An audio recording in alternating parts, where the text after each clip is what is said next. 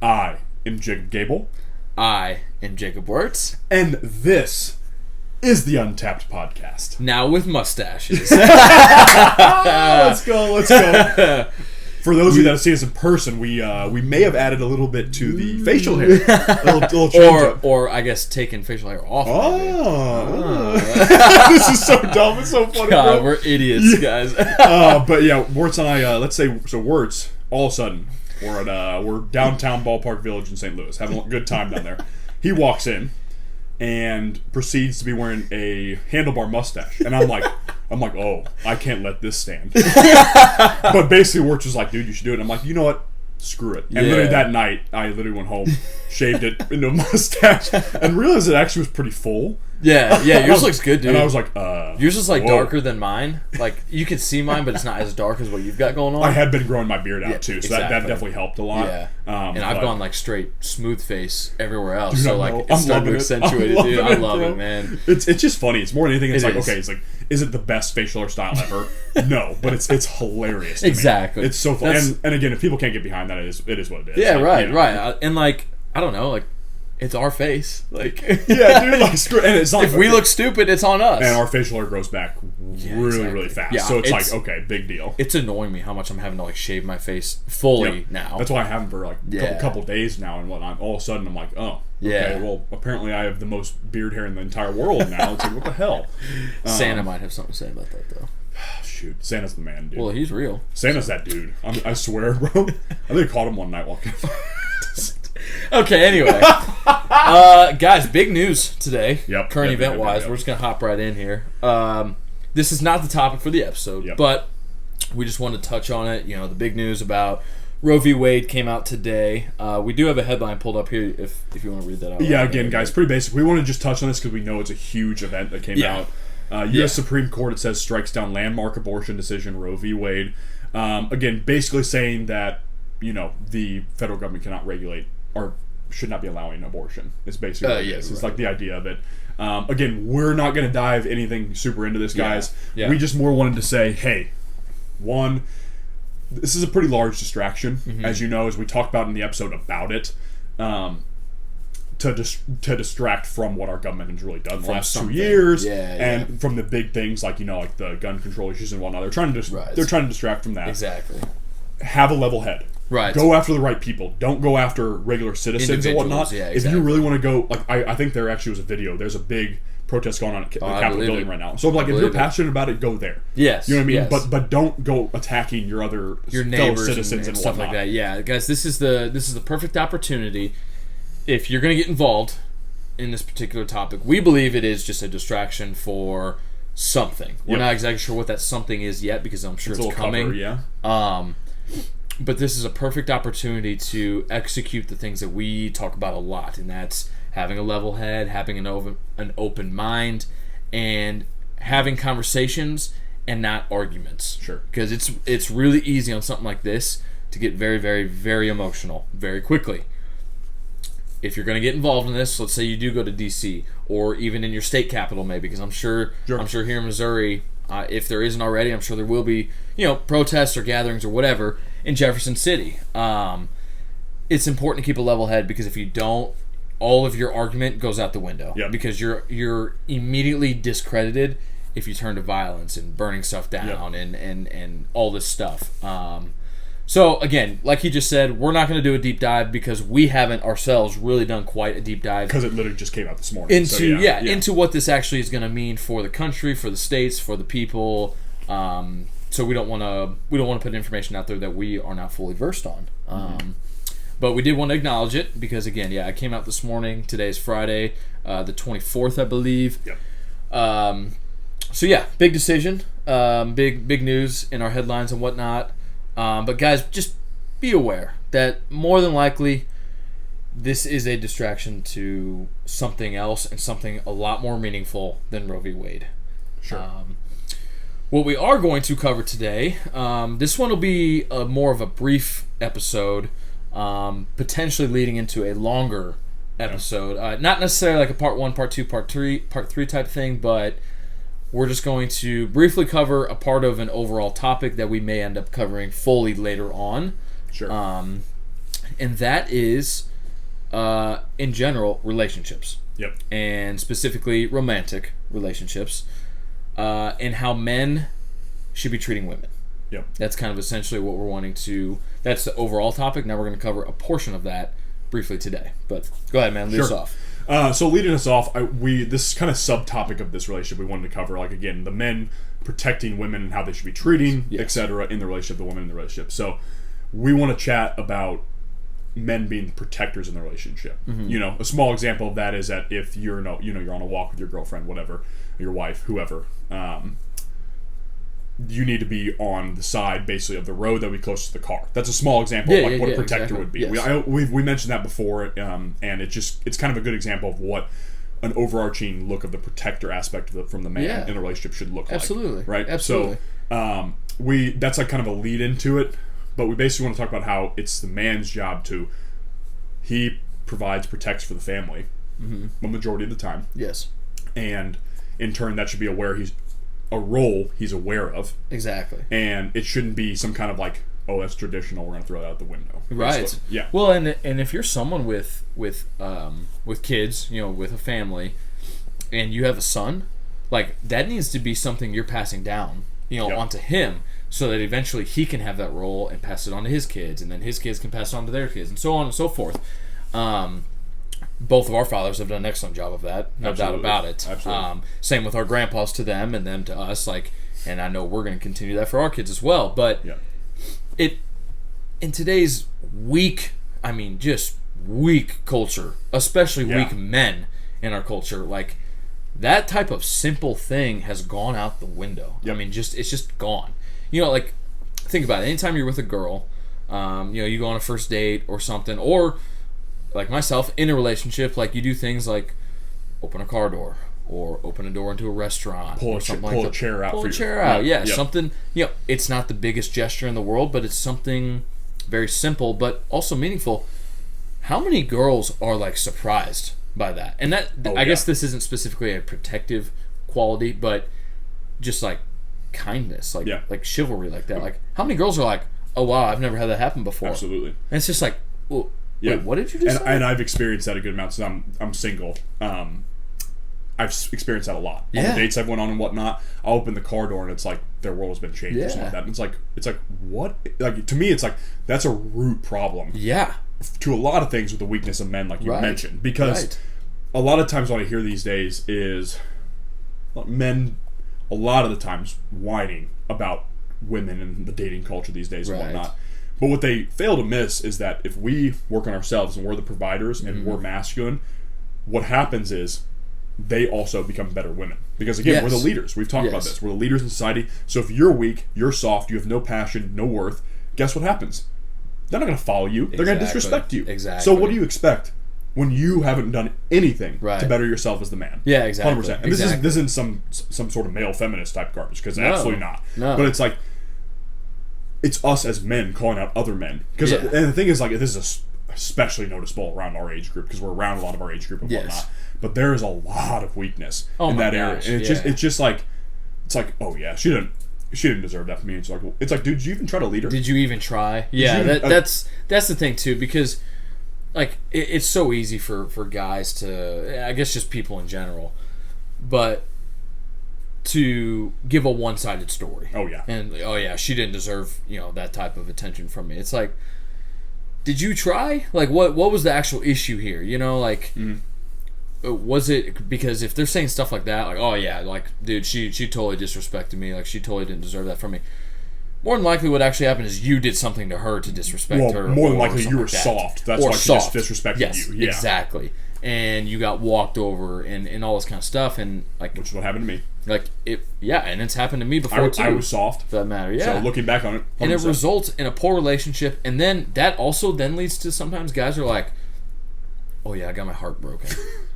Like, they hate women, bro. Yeah. All women suck. Or then the girls will be like, all men suck. And it's like, oh my gosh. The extreme bullshit is unreal. Yeah, right. How we just kind of deviate to one side. Oh yeah, all men are bad. All women are bad. It's like, dude, no. You had one bad experience. Like, I get it. That experience sucked.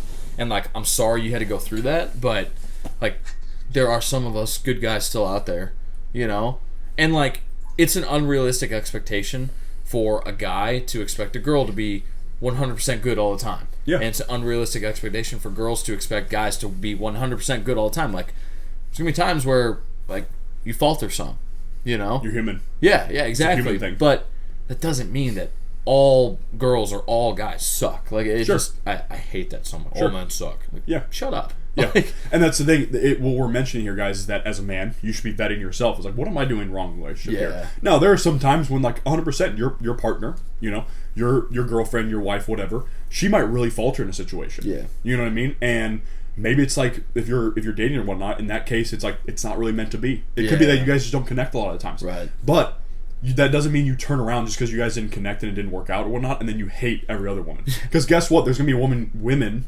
There's gonna be multiple of them probably that you are able to connect with and whatnot, have good conversations and be able to like talk through actual issues and whatnot. Sure. So it all comes down to you being mature in the situation and you being the protector and the strong man in the situation. Yes. Not blaming, one girl for the whole of the gender of women. Right. When in reality the issue lies within yourself. Yeah. I mean, that's just what it comes down to. Because again, this goes into kind of our last episode with the apathy of America. Like, guys are so weak right now that we also, I shouldn't say we, because I believe that you and I have this ability, but I'm sure even at times we, so whatever. But guys just don't have the maturity nowadays to look at themselves and be like, yeah, I'm the one screwing up here.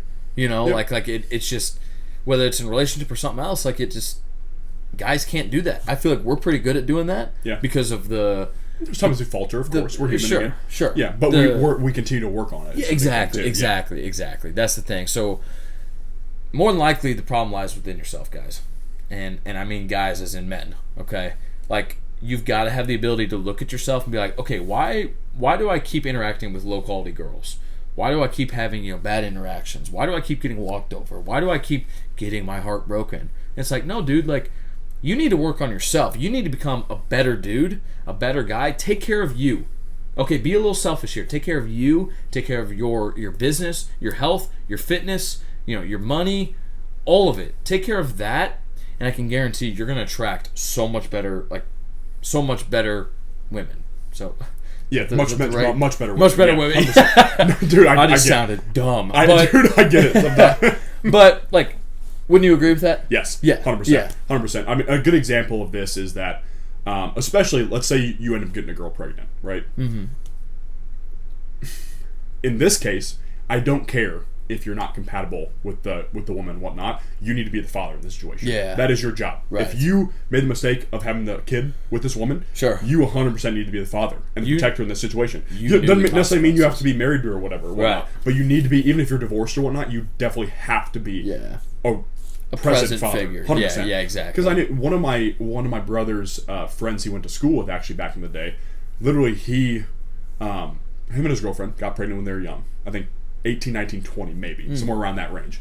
Guess what he did? He went right to trade school, got a plumber's basically like what do you call it? Distinction, certification. Yeah. Went to trade school as a plumber, came out and is now providing for his family. They even have a second kid now. Wow. So it's like, it's pretty obvious it's possible. Oh yeah, as a man, it's very possible, and especially, and look, he's a protector, he's a provider, and that's what we're talking about. And here. he did something about it immediately. He didn't sulk, and like I'm sure that's scary. Oh my gosh, I guarantee, especially if it's terrifying. Unexpected at 18, 19 years old. Like, I can't even imagine.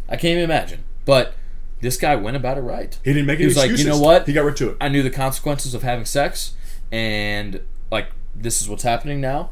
I need to take responsibility, and I need to do something about it. And he did that, it sounds like, And that's awesome, because that's rare. It's amazing. Because so many dudes have been like, see ya. Like, that's all on you now. Yeah, Which, I don't get that. Like, no. like, again, it doesn't mean you have to marry the person. If you guys aren't compatible in that way, then okay, that's fine. But if you're not married to that person, that doesn't mean you can't still be a father. Yeah. Or be present in the life of that child. Sure. Like, would you really, like, knowingly want another dude raising your kid?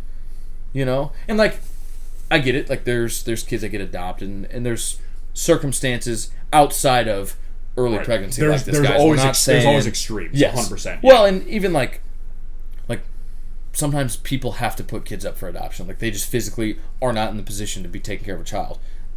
In our opinion, that's better than aborting the child, though. You know? Right. Like, so that's that argument. But I didn't want it to sound like I was anti-adoption or something like that. Like, someone else raising your own kid. That's not how I meant that. Sure. But in this particular guy's situation, like, he did it correctly. You know, that's great. 100%. That's awesome. And 100%. And now he's a provider, a protector for not just a girl, but for a family. You know, 100%. And that's huge. That's 100%. Huge. And on the women's side of things, like, looking for a man who's a protector, provider, you need to be vetting the men, too. For that sure. That you get with. You don't, because the thing is, it's hard for me to feel sorry for you if you're just having sex with low-quality men. Yeah. You know what I mean? Like, just giving up to low-quality men. Like, if you get pregnant from one, like, I'm sorry, but what did you expect? Right. You know, and then he's not in the life of that kid. Right. Or not. Or, well, you know, like, it's unreal. And that's part of why men have gotten so weak, I think, is that girls make it appear that that's what they want, is like these weak dudes and like guys that like don't try too hard and all this stuff. But we all know you would much rather be with a driven dude, a guy that wants to go places, a guy that takes care of himself, a guy that's going to go out and make his own money and all that kind of stuff. Like, that's the guy you want to be with, not some dude that you can walk all over. Yep. You know, like that's just not. That's not how the male-female connection works. Not at all. You know? Not at all. So that's huge, guys. I mean, that's pretty much a small little summary. Yes. The start of the relationship episode. We could go, Wurtz and I could go on for days. This could be a very long we could go on for days about this. So eventually we will be touching on this in the future for sure. Yes. Again, but this is kind of the protector-provider aspect of it. Absolutely. And how the man needs to be that strong in the relationship. Yes. 100%. And it just comes down to, again, as men, we need to take care of ourselves. We need to be passionate. We need to be driven in the right areas and whatnot. And we need to accept our roles. You know, if you made a mistake, get a girl pregnant, be a good father to that child. Yeah. Be a good father. Again, even if you're divorced, whatnot. And then on the women's side, like, definitely vet for a man who's a protector provider and more of like a guy who, again, is an alpha male, you know, in quotations or whatnot. Like a strong man. Yeah. Vet for that. And again, be specific about who you have sex with in this case. Because if you take away the power of if you don't give it to weak guys, guess what happens? Strong men become more of a thing too. So women, you have a lot of power in this aspect 100% too. Absolutely. You know? Absolutely. And if again, that's kind of what we wanted to touch on. Yeah. So it all comes back to personal excellence. Yeah. You know, all of that can culminate into those two words. Sure. You know? Sure. So, yep, that's gonna be our short little brief start of a possible whole episode, longer episode, whatnot. But we do have a Q&A still, even if it's a shorter episode. Gabel, if you could travel back to 1 year in history, what year would it be? This is actually a... we might have the same answer. So I could have two answers here, but there's one that's probably more important than the other, if this makes sense. 2019. Ooh, okay. And I think you can guess why, but it's blowing the whistle on the BS that was coming. Yeah, exactly. You know, I could say, like, let's go back and buy some Bitcoin or whatever, that type of stuff. Yeah. But, like, I'm not really worried about that. Like, right. That's not really what money means to me and whatnot. Cool. I'd be rich. Sweet. Yeah. But anyways, going back to 2019 and then calling it out right away. Yeah. And preparing myself and those around me for what was about to happen and whatnot. And how the government was about to think that they had the power to lock us down. And that's a good idea. Or that we were going to start talking about camps and whatnot and put it in a pandemic of the unvaccinated and whatnot. I would start talking about that stuff. Yes. The other one, of course, would be like right before I came into high school hockey. Okay. And changing my mindset then. Into a strong man who works his ass off. Like, I'm talking every summer I'm working on my craft and hockey and whatnot, so I can continue to make an impact that way, and then just in general have a driven mindset. Even if I didn't go anywhere after high school to play hockey or whatnot, like even if it ended up me not even playing college hockey, I would have already had that mindset going into college, so I would have worked my ass off there, or maybe even gone into trade school, something like that. Right. So I 100% agree with you on the like going back to high school or just kind of those few years there where just being like having the mindset that we do now, you know, and just the way we take care of ourselves now, and going back and putting that into that high school kid. So 100% I agree there, but I think I would say 1776. Just because, like, growing up through school, the Revolutionary War was always just one of my favorite topics because it was very interesting to me, and like it was cool to me learning about the birth of our country, and the actual war was interesting to me, like the violence of it and whatnot, like was just intriguing and interesting. And then again, just the birth of our country, regardless of what you think now. You know, Twitter loves to free. I don't care what the founding fathers wrote. Like, shut up, okay? I don't care if it's 200 years ago or not. Like, it still applies. But that whole idea, the birth of the country, the actual war, all of that was just very, very interesting to me. So like I would go back to that. I think. I like that a lot. And like I really like that. Yeah. We kind of have an opportunity, very similar now to what they did back then, in the fact that like we're on the verge and we're starting to get past the verge of a tyrannical government like trying to take us over. Yeah. And it's just domestic now. Exactly. Back then, yes, it was international, and even so, it kind of was domestic in a way. If you think about it, since it was their colonies or whatever. Right. Yeah, sure. Right. Yeah, I guess the actual government was international back in Britain, but we potentially have a very similar opportunity here. But what I was going to say is like it would be cool, I think, being on the front lines, just fighting for the birth of a country and fighting for these newborn, rights and freedoms and just the whole idea behind what this country was born to be. Such a cool idea. Back then, we're potentially going to have an opportunity to do that here now. And then even back in 1776 and after the war, writing the Second Amendment like a 5-year-old couldn't understand it. As that meme or all says, of them for that matter. Or every single one of them. Yeah. But anyway, that would be my answer. So I agree with you there on the high school one, but I think 1776 would be probably my. Also, that's just like it's always been a cool number to me. Like it flows. It is a great number. 1776. Yeah. 4th of July. July 4th, 1776. I think they planned it. Yeah, they did. They must have. History was made up. Yeah. All right. Anyway.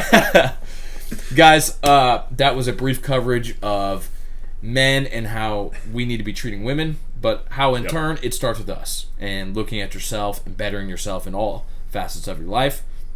Guys, with any questions, comments, anything regarding this episode, regarding the Q&A, guys, what year would you go back to? Let us know. Yeah. Would be something different than us. Do you agree with us? Do you think our answers are stupid? They're not, but do you think they're stupid? But let us know. What year would you go back to? Maybe I do think they're stupid. Let us know in our DMs, on YouTube in the comments, or whatever. Okay, so, guys, until next time we see you. Peace. Peace and love.